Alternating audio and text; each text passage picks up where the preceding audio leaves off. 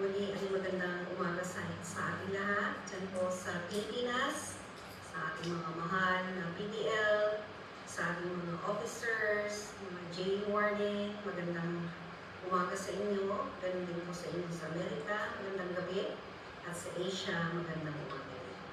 Tayo po ay manalangin. Ama naming Diyos na makapangyarihan at dakila, muli kami ay nagpapasalamat sa oras na ito. Salamat sa mensahe na aming maririnig. Hayaan po ninyo na inyong banal na Espiritu ang siyang malayang kumilos sa aming mga puso para kami po ay maturuan, magabayan, at maiayos ang aming mga buhay. Salamat, O Lord. Kayo po ang kumilos sa kalagitnaan ng bawat isa sa amin. Lord, pati po ang aming mga connections, ang aming mga isipan, ang aming mga puso, kayo po ang mag-control. Gamitin lamang po ako bilang tagapagsalita. Sa iyo po ang papuri, sa iyo po ang pasasalamat, sa ngalan lamang po ng inyong anak na si Jesus, ito ang aming panalangin. Okay, ang ating pong pag-uusapan sa oras na ito ay tungkol po sa panalangin, effective prayer.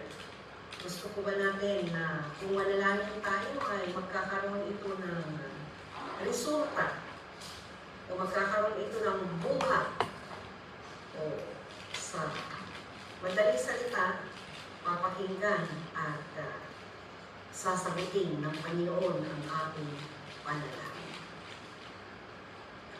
Mangyayari yan, mga kapatid, kung ating pong paniwalaan ang sinasabi ng aklat, ng banal na aklat, o ang ating Biblia, dahil ito po ay salita ng Panginoon.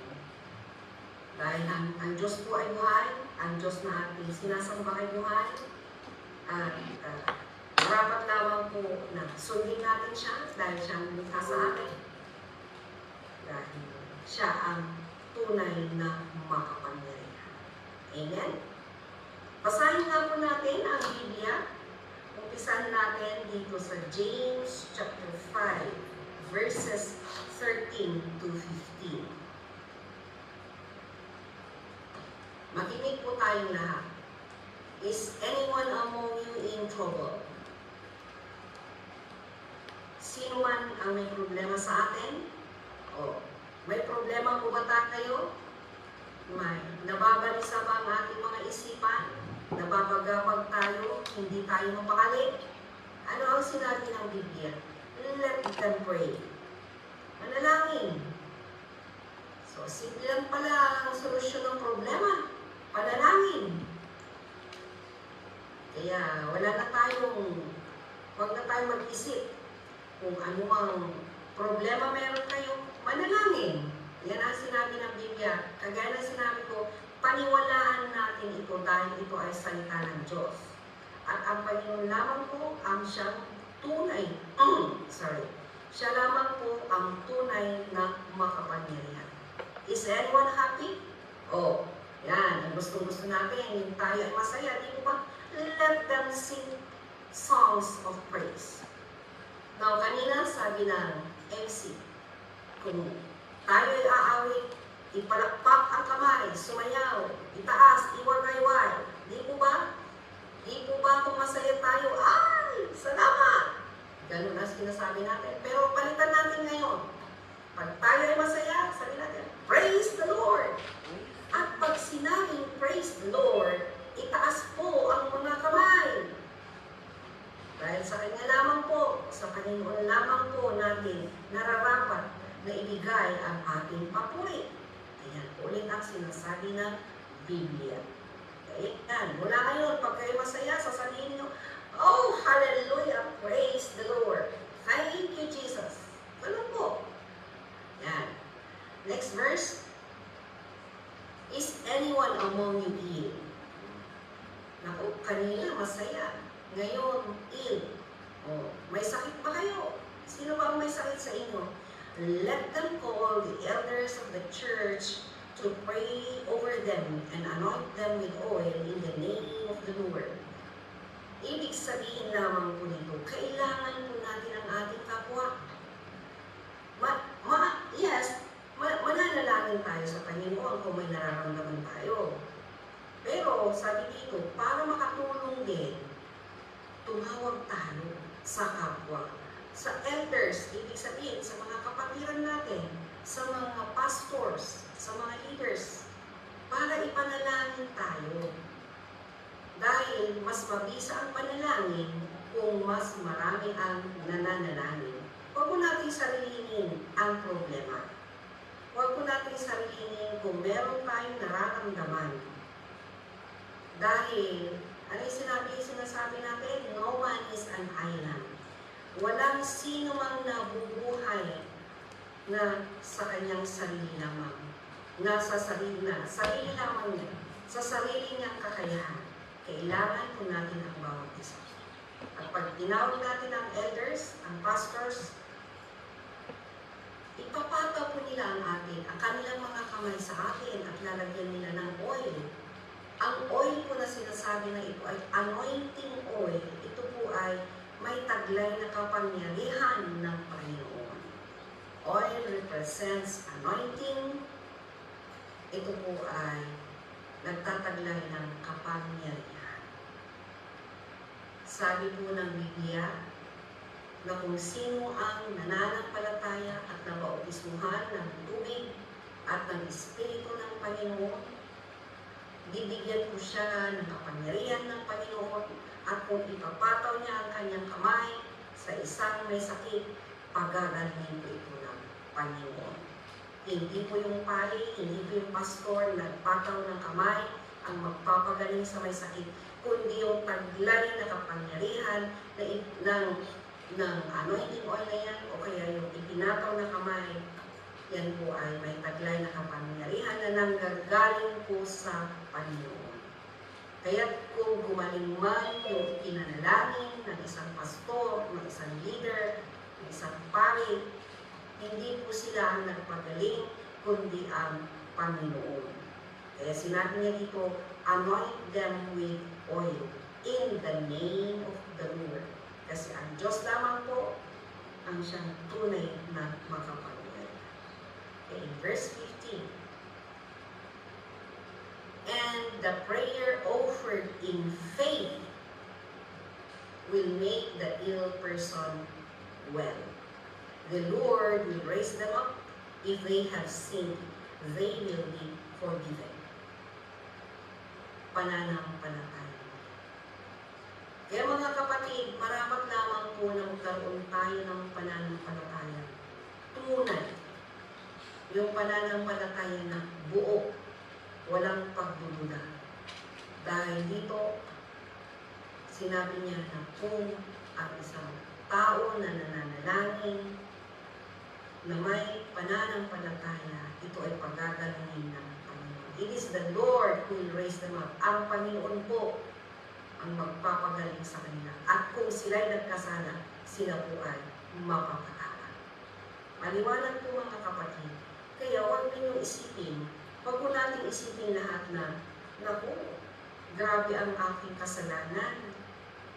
Kasi yan po ang sinasabi ng mundo. Wala, hindi niya mapapatawad, hindi niya mapapalaya dahil sukdulan ang kanyang kasalanan, karuman-duman ang kanyang ginawa. Alam niyo mga kapatid, karuman-duman man ang krimen na ginawa natin o kaya ay kaunting kasinungalingan lamang po ang ginawa natin, parehas po yan na kasalanan. Hindi po yan sinusukat ng Diyos kung gaano kabigat o kagaan ang kasalanan. Ang kasalanan ay kasalanan. Ang sinusukat po ng Panginoon ay kung paano tayo magkaroon ng pananampalataya, kung paano tayo magpakumbaba at humingi ng tawad sa Kanya. Doon ang Kanyang basihan kung paano niya tayo pagagalingin. Ang Panginoong Diyos po ay tapat na kung humingi tayo ng tawad, tayo po ay patatawarin. Hindi po siya sinungaling. Kaya maniwala tayo, magkaroon tayo ng pananampalataya,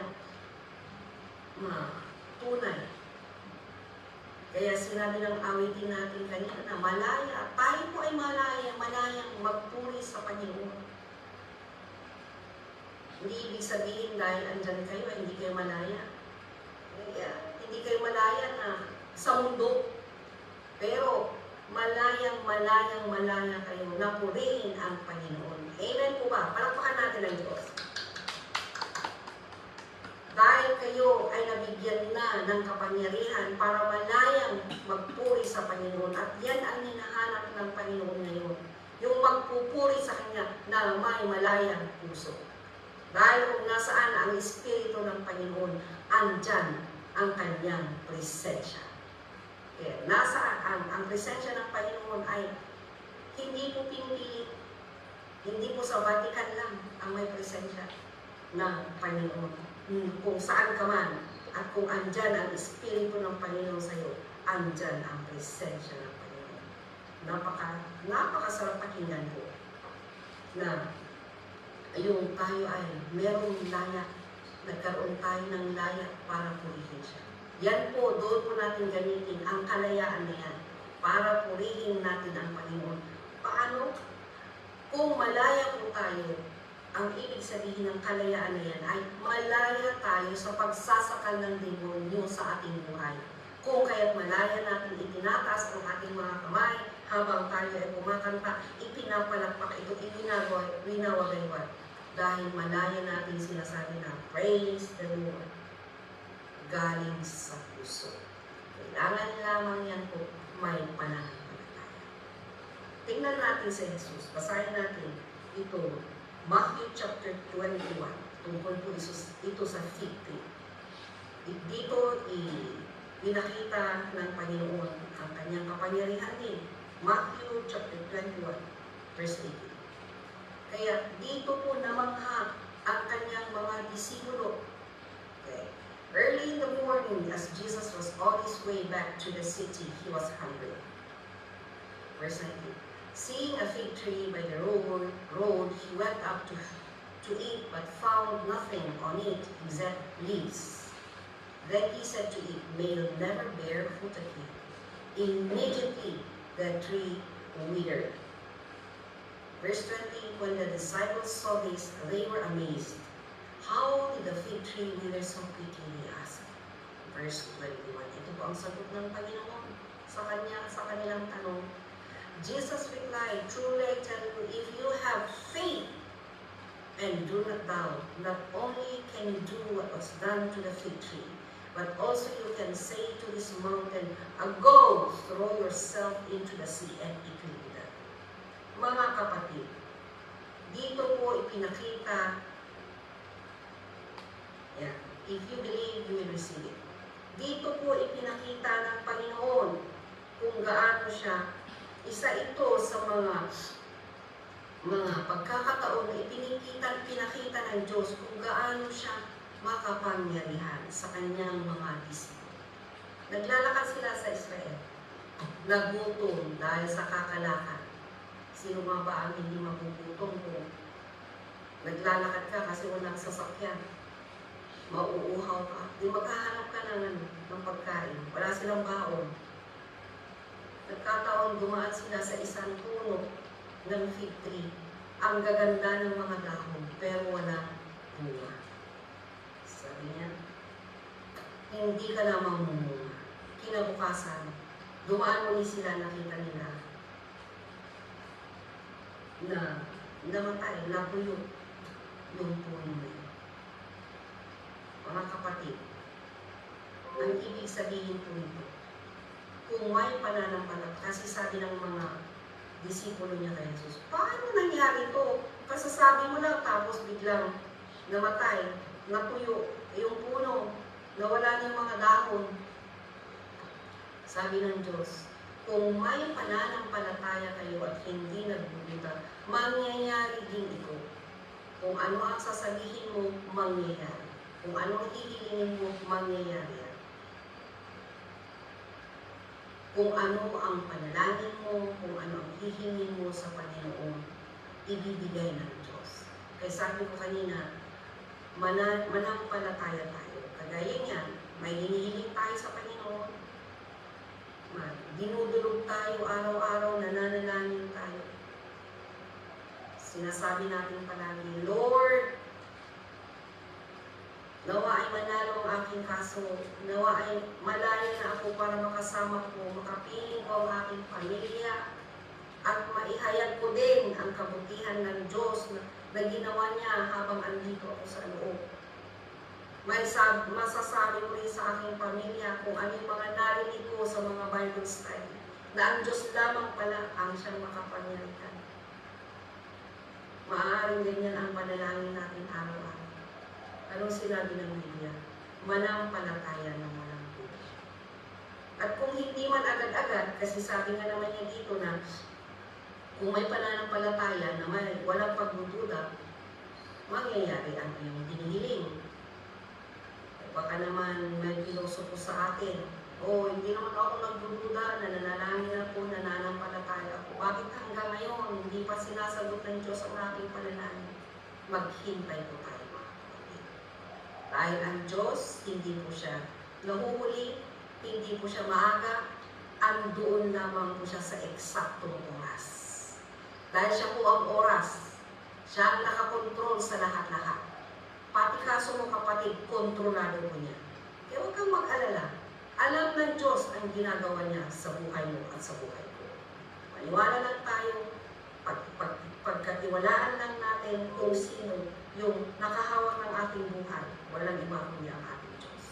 Alam niya kung anong ginagawa niya sa atin. Alam niya kung ano ang nakakabuti sa atin. Ayan.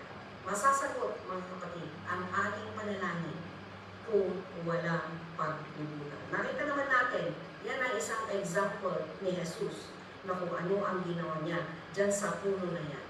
Napakaliwanag. Nagsalita lamang po siya at nangyari. Tignan din natin ito rin natin ang James chapter 5 verse 16. Tignan din natin ito. Dito sa chapter 5 verse 16 at pati tuloy po hanggang sa verse 18. Verse 16, sabi po niya dito, therefore confess your sins. Ito po yung kung paano maging epektibo na ang ating panalangin. Ganito ang gawin natin. Confess your sins to each other and pray for each other so that you may be healed. The prayer of a righteous person is powerful and effective. Now, Elijah, ito yung example na kung sino yung isa sa mga propeta na kung manalangin siya ay sinasagot ng Panginoon. Elijah was a human being, even as we are. He prayed earnestly that it would not rain, and it did not rain on the land for 3.5 years. Verse 18. Again he prayed, and the heavens gave rain, and the earth produced its crops. Mga kapatid, sabi niya dito na ang panalangin ng isang matuwid na tao ay makapangyarihan at mabisa. Sino ang example natin dito? Si Elijah. Siya po ay isa sa mga propeta ng Panginoon na palaging nananalangin. Kaya ang description niya kung paano siya describe sa Biblia ay siya ay a man of prayer. Isa sa mga propeta na palaging nananalangin. Si Jesus po, nung nasa lupa siya, wala na po siyang ginawa kundi ang manalangin, pagalingin ang mga may sakit, nagtuturo sa mga templo, at kung wala siyang activities, o kay mga gawain na pisikal, pumupunta po yan sa isang lugar para lamang po manalangin. Ginawa ni Jesus ito para ating sundan. hindi man ganyan na baka sasabihin natin, hindi ko alam kung paano manalangin. Mga kapatid, ang Diyos po ay maaaring sasabihin natin, hindi natin nakikita, paano ko kayo aabutin? Paano ko kayo aabutin? Kung paano natin makausap ang Panginoon ay sa pamamagitan lang po ng panalangin. Hindi kagaya niyan po. Gusto mo may kausap, maghahanap ka ng tao. O kaya ay kunin mo yung telepono mo. Magdadial ka na lang para may kausap. Ang Diyos po ay iba. Kahit nasaan ka, kahit walang signal, kahit anong oras, kung kausapin mo yan, kung kausapin natin siya, nakikinig siya. May pag-aari niya tayo. Normal, pakikinggan niya tayo. Titignan niya ano kaya nangyayari dito sa aking pag-aari. Ano na kaya ang, paano na kaya ang kanyang pananampalataya. Kaya yan. Kung paano tayo manalangin, the more that we pray, mas lalo niya tayo nakikilala. Kung palagi tayo nananalangin sa Kanya, kung palagi natin tinatawag ang Kanyang pangalan, all the more na mas makikilala niya tayo. Pero kung hindi natin siya tinatawagan, kilala niya tayo dahil likha niya tayo. Pero, ang ibig kong sabihin dito, wala, hindi niya tayo maaabot dahil hindi natin siya tinatawagan. Andiyan lamang po ang Kanyang kamay, mga kamay.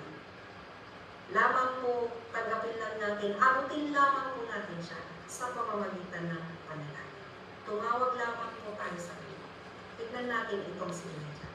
Palaging nananalangin. Pinakita po niya ang kapangyarihan ng Panginoon sa buhay niya. Noong kapanahunan na siya po ay yung doon sa Israel, kasagsagan po ng mga yung tawag po sa Tagalog ng idolatry. Maraming nagsasamba ng mga Diyos-Diyosan. Kaya doon po niya ipinakita sa mga tao na makapangyarihan talaga ang Panginoon. Na kung tatawagin po ang pangalan ng, kaya sabi niya dito, di ba, sa binasa natin, tumawag tayo in the name of the Lord. Kaya yun ang ginawa niya. Yung panalangin niya na hindi uulan, hindi talaga umulan. Ano na ngayon ang mangyayari sa Pilipinas? Kung may mananalangin, kung andyan pa si Elijah at mananalangin siya, sasabihin niya, ang Pilipinas ay magulo. Lord, huwag ninyo silang bigyan ng ulan at hindi uulan sa Pilipinas. Wala na. Hindi natin alam kung anong gagawin natin. Magugutom tayong lahat, mamamatay tayong lahat. At pagsasabihin niya na, Lord, paulanin mo sa Pilipinas, uulan niya. Kaya napakaganda. Kung meron tayong mga man of prayer, kung meron tayong mga kagaya ni Elijah, maaaring ikaw yun, kapatid. Maaaring ikaw ang isa sa mga hinahanap ng Panginoon para maging, para manalangin. Maaaring tayong lahat. Napakaganda kung ganun ang mangyayari. Ay, tingnan natin kung anong mangyayari sa gobyerno natin sa Pilipinas. Di po ba? Yan.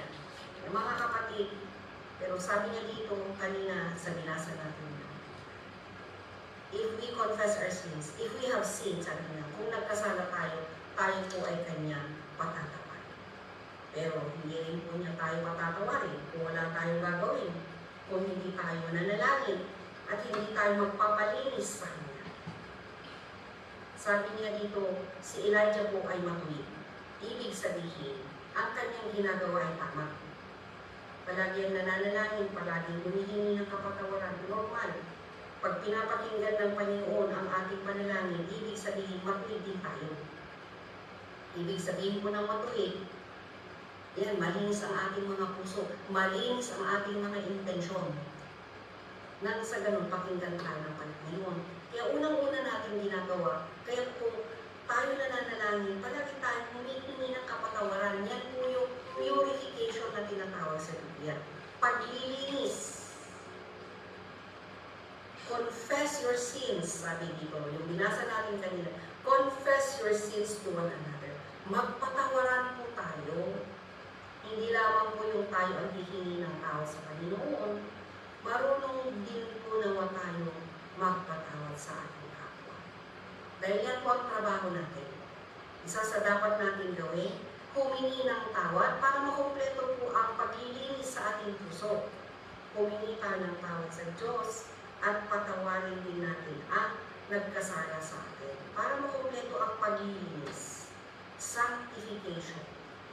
Nang sa ganun, paano natin masasabi na, paano ba ang paghingi ng tawad? Tanggapin natin na tayo nagkasala. Tanggapin natin sa Diyos kung ano nga ba ang kasalanan na ginawa natin. Maging makatotohanan tayo sa Panginoon. At ganun din po sa ating mga kapwa. Dahil maaaring sasabihin natin na, oo naman, nananalangin ako, kinakausap ko ang Diyos, pero kapwa mo, hindi mo kinakausap. Hindi po yan balance. Kailangan,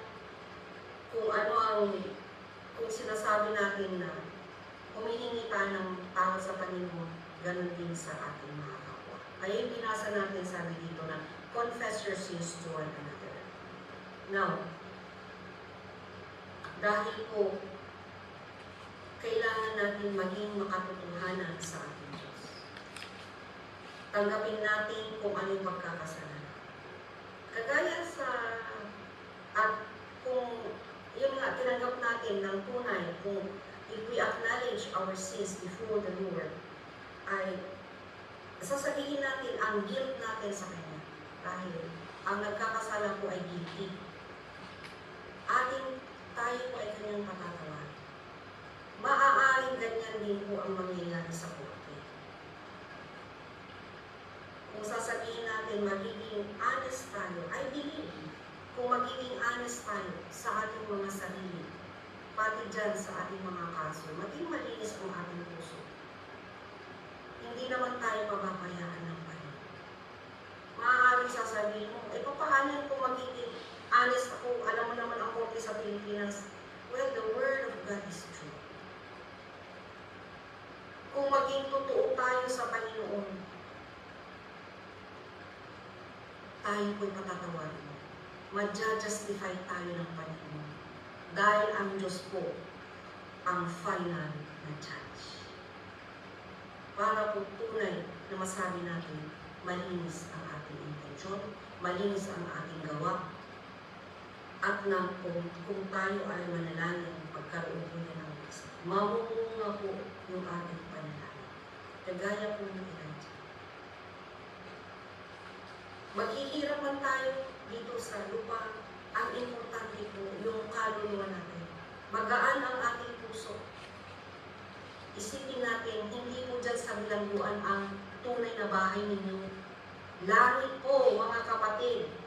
Langit po ang tunay natin dapat kalalagyan. Hindi po dyan sa kulungan, mga kapatid. Kaya ganito ang gawin natin. Para makarating tayo sa tunay na kalalagyan natin, ay walang iba kundi ang langit. Presensya ng Panginoon. Manalangin tayo. Magpalinis tayo sa Panginoon. Magkaroon tayo ng tunay, yung tamang intensyon sa Panginoon. Huwag tayo mang agrabyado sa ating kapwa. Nang sa ganun, tayo po ay tutulungan ng Panginoon. Maaari, wala tayong pera, pangbayad sa abogado. Abogado po ang Panginoon, mga kapatid. Tunay na abogado, tunay na judge siya. Hindi ka man hinikilingan ng judge dyan sa kaso mo, andyan ang Panginoon, kapatid. Hallelujah po ba? Praise the Lord. Palakpakan natin ang Panginoon. Manalangin tayo. Ama namin Diyos na makapangyarihan sa lahat. Salamat po na pinakita niyo muli ang inyong kapangyarihan. Pinakita po ninyo sa amin kung gaano kayo makapangyarihan. Pinakita din po ninyo ang buhay ni Elijah na isang matuwid na palaging nananalangin sa inyo. Salamat po, Lord. Kung hindi man kami maging kagaya ni Elijah, turuan po ninyo kami, Panginoon, kung paano kami manalangin ng tunay, kung paano magkaroon ng pananampalataya na walang pagdududa.